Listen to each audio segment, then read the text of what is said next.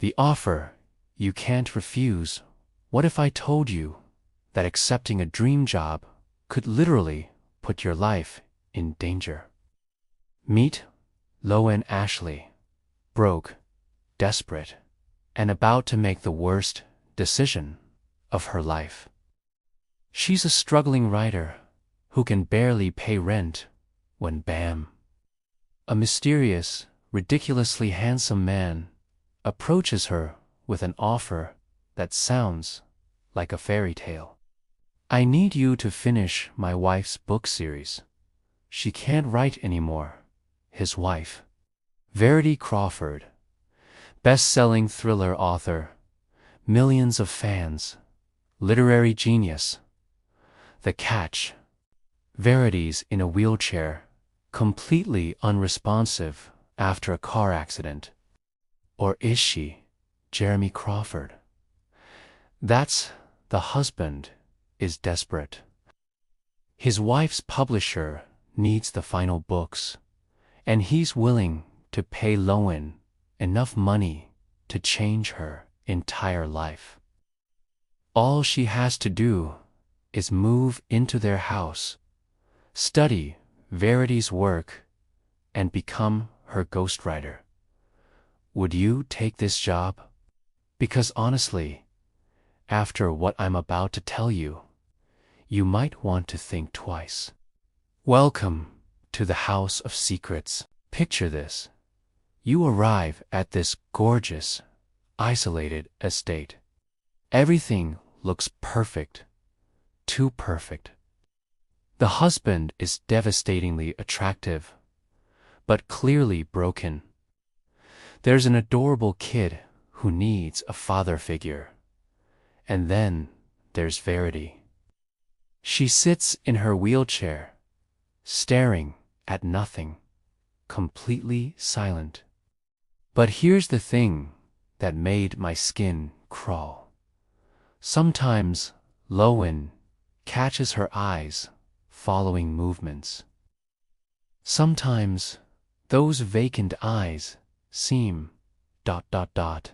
aware. Is Verity really as helpless as she appears? Or is something much more sinister happening here? Jeremy gives Lowen complete access to Verity's office. Awards everywhere, manuscripts scattered around, the life of a successful author on full display.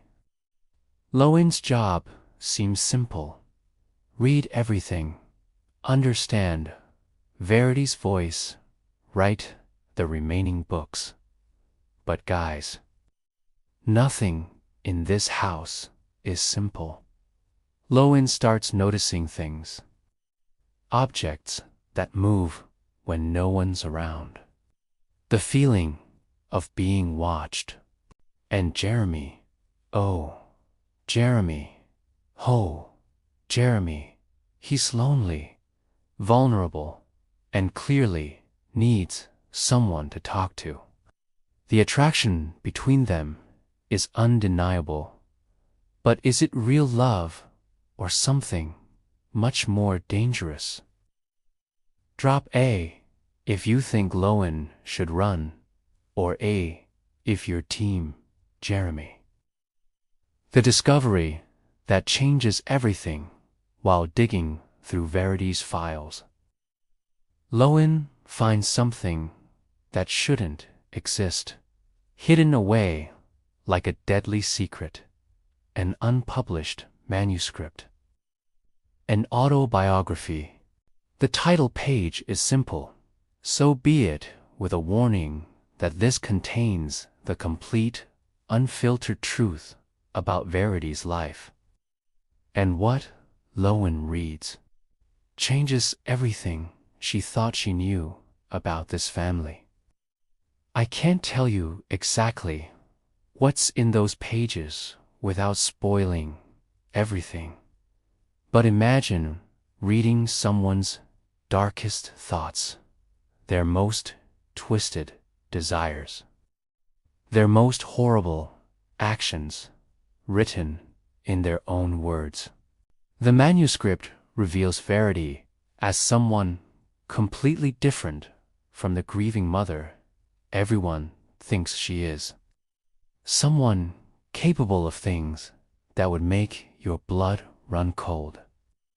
But here, as the million-dollar question that will keep you up at night, is this manuscript a confession of real crimes? Or is it just another one of Verity's masterful fictional works? Remember, this woman wrote best-selling thrillers for a living. She knows how to craft convincing lies.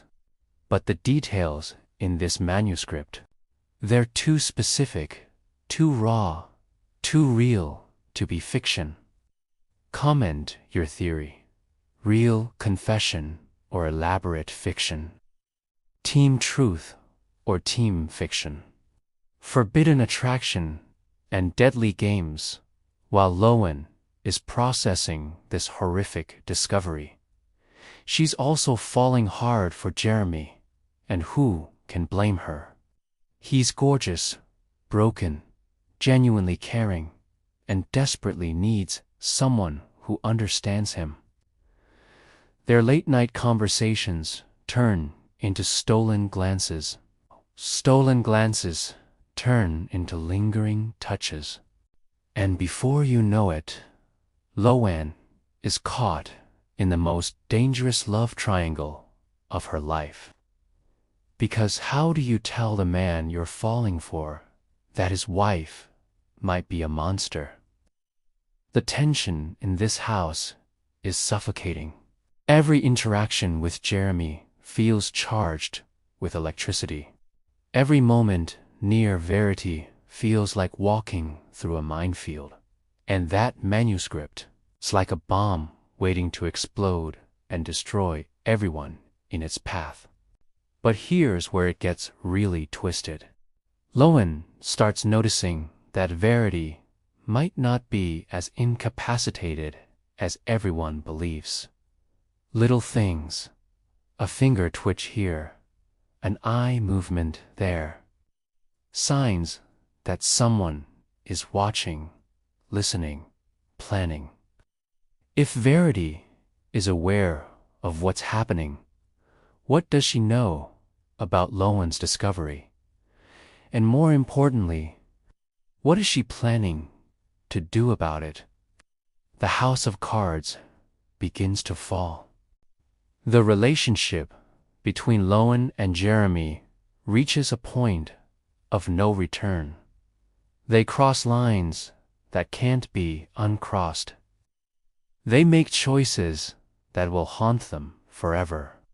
And all while living under the same roof as a woman who might be planning their destruction.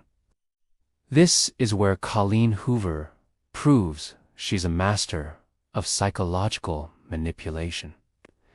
Every page becomes a chess game where you do know who's playing and who's being played.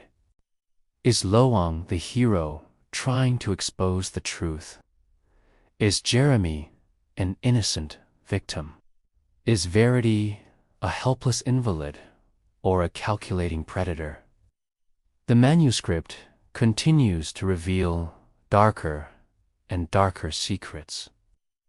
Family dynamics that will make you grateful for your own relatives, no matter how dysfunctional they might be. But here, what I want to know from you guys, at what point would you have grabbed that manuscript and run to the police?